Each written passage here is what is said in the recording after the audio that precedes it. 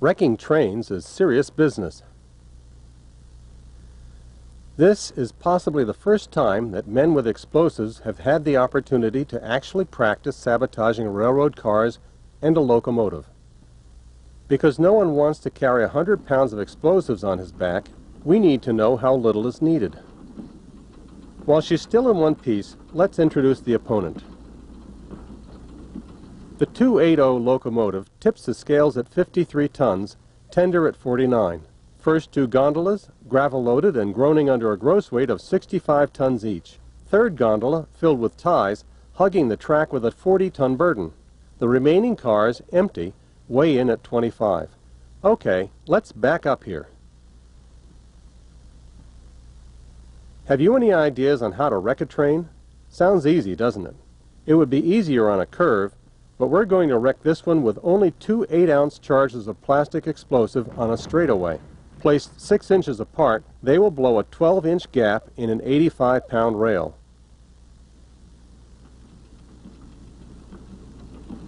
That's strange. Nothing happened. Hardly got a bump out of it. Let's take a telephoto look in slow motion. We would call this 12-inch gap a railroad chuck hole.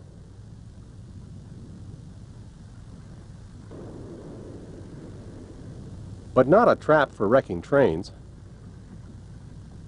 Evidently we didn't place the charges far enough apart. This time we'll blow out two 8-inch gaps and leave a sleeper in between 20 inches long. When 350 tons of rolling freight crashes into this, look out. The locomotive has no steam. She gets a good shove by a pusher engine and coasts down the straight section of the track towards the gap, where something's gone wrong again. The tie under the 20-inch section gives a little, but it won't let go of the rail. The empty cars wobbled, but did not derail.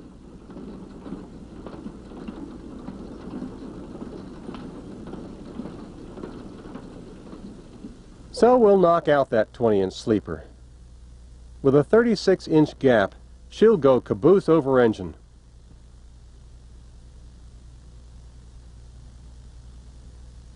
The engine's pilot wheels are only 30 inches in diameter. When they drop off the track, the driving wheels should drop off also. Well, what they should do, they didn't. Only the pilot wheels derailed.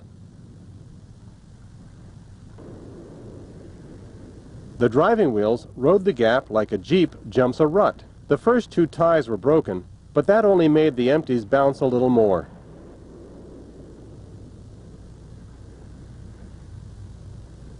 The 36-inch gap should have done the trick, but what we really need is a gap in both rails. So we'll take a 30-inch section from each track. The two gaps are exactly opposite, and there won't be the tendency of one wheel keeping the other headed back for the rail. Keep your eye on the gaps. That's where she'll wreck.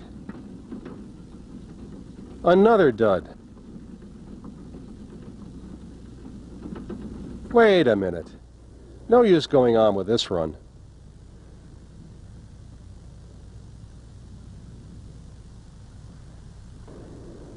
Not one single wheel derailed, not even the pilot wheels.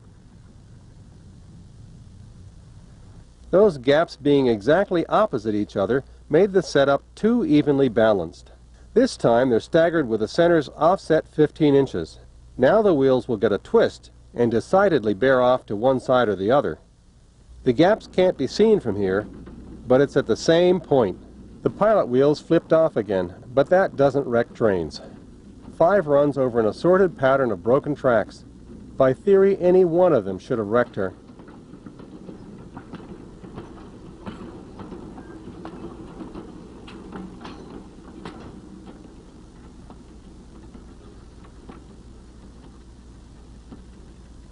But there's one fact that we positively know.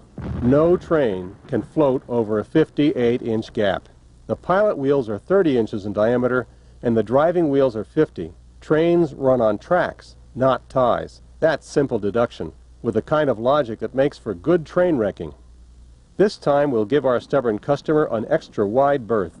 She'll hit that open space at 26 miles an hour, and when she does, nothing happens to the engine, tender, first, second, third, fourth. Ah, now we're getting somewhere. Let's take a closer look at that. Running light, the wheels bounced right off the track, but those are the empties. The loaded cars are still on the track. These cars really hang together.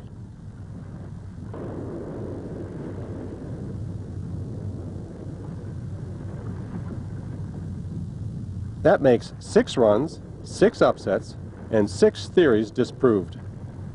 We'll try it once more, with 60 inches of rail out of one track and 30 out of the other.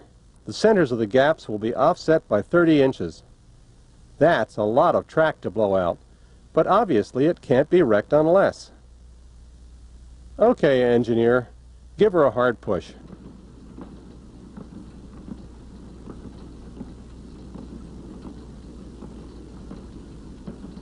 Here she comes, and there go the cars.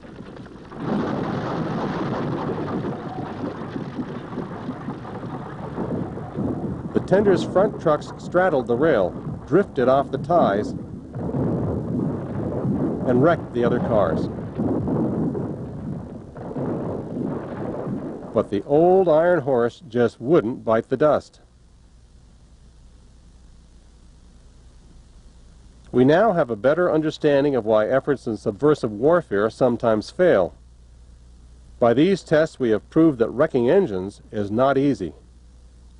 To minimize the uncertainties of success in the field, the Office of Strategic Services intends to continue experimental operation.